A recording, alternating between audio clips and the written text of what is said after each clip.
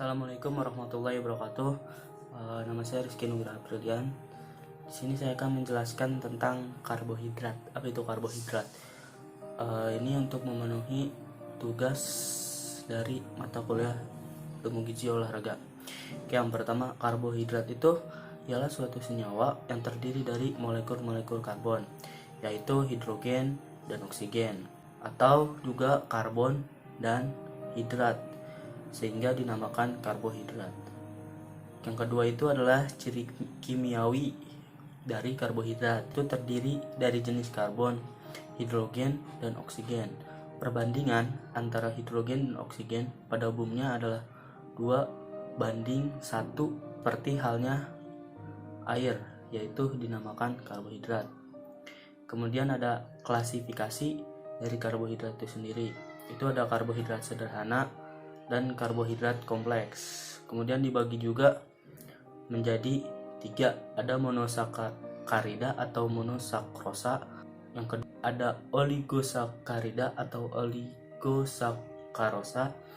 Yang ketiga itu ada polisakarida atau polisakarosa. Ya, kita balik yang pertama, itu ada monosakarida atau monosakarosa. Monosakarida itu berasal dari bahasa Yunani yang artinya mono itu satu dan sakron itu gula. Jadi monosakarida juga bisa disebut dengan gula sederhana.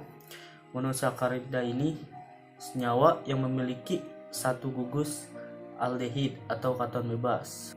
Monosakarida yaitu gula sederhana dan tidak bisa dihidrolisis. Ya, contohnya itu ada fruktosa, eritrulosa, ada ribosa. Kemudian oligosakarida atau oligosakarosa. Ini berasal dari bahasa Yunani, yakni oligo yang artinya sedikit. Oligosakarida yaitu gula senyawa yang menghasilkan 2 sampai dengan 10 molekul monosakarida yang sama atau beda pada suatu hidrolisis. Contohnya adalah sukrosa, laktosa, maltosa, dan lain-lain. Yang ketiga, polisakarida atau polisakarosa. Kata polisakarida ini berasal dari bahasa Yunani poli yang artinya banyak. Polisakarida itu suatu gula kompleks dan menghasilkan lebih dari 10 molekul monosakarida pada hidrolisis. Jadi semuanya bergantung pada si monosakarida. Oligosakarida itu cuma 2 sampai 10 itu disebut oligosakarida. Kemudian kalau lebih dari 10 itu disebut polisakarida. Contohnya itu dari polisakarida yaitu ada homopolisakarida, itu pati, glikogen, selulosa, pektin. Ketiga ini akan menjelaskan tentang fungsi karbohidrat. Fungsi karbohidrat, ada banyak fungsi dari karbohidrat dalam penerapannya di industri pangan, farmasi, maupun dalam kehidupan manusia sehari-hari. Di antaranya fungsi dan kegunaan itu ialah 1. Untuk sumber energi utama tubuh. Kemudian cadangan energi dalam otot dan hati. Ketiga, untuk memperlancar pencernaan. Dan yang keempat itu sebagai pemanis alami. Kemudian ada pencernaan, penyerapan, utilasi, dan ekskresi. Yang pertama itu pencernaan. Dibagi 4, ada mulut, ada lambung, ada usus halus, dan usus besar. Kemudian penyerapan, hasil pencernaan akan diserap kembali ke dalam membran mukosa usus halus dengan cara difusi pasif. Kemudian utilasi, itu merupakan penandaan penting soal gangguan jantung.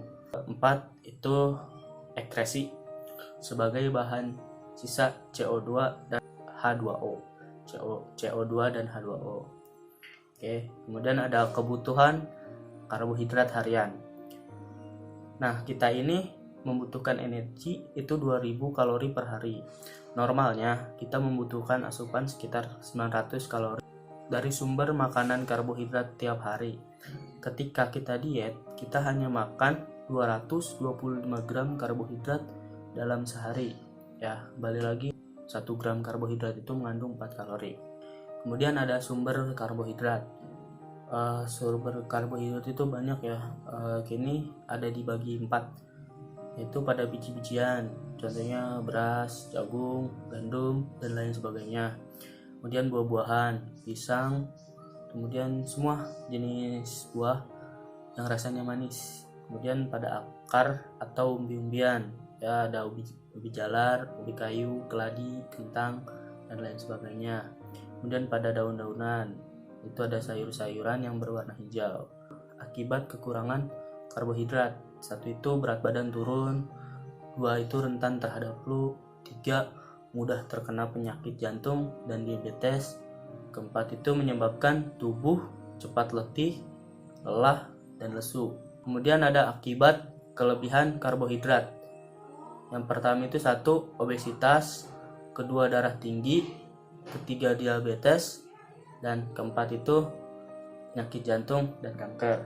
Oke, mungkin cukup sekian penjelasan dari saya tentang karbohidrat. Mudah-mudahan kita bisa mengambil manfaatnya. Kurang lebihnya mohon maaf. Assalamualaikum warahmatullahi wabarakatuh.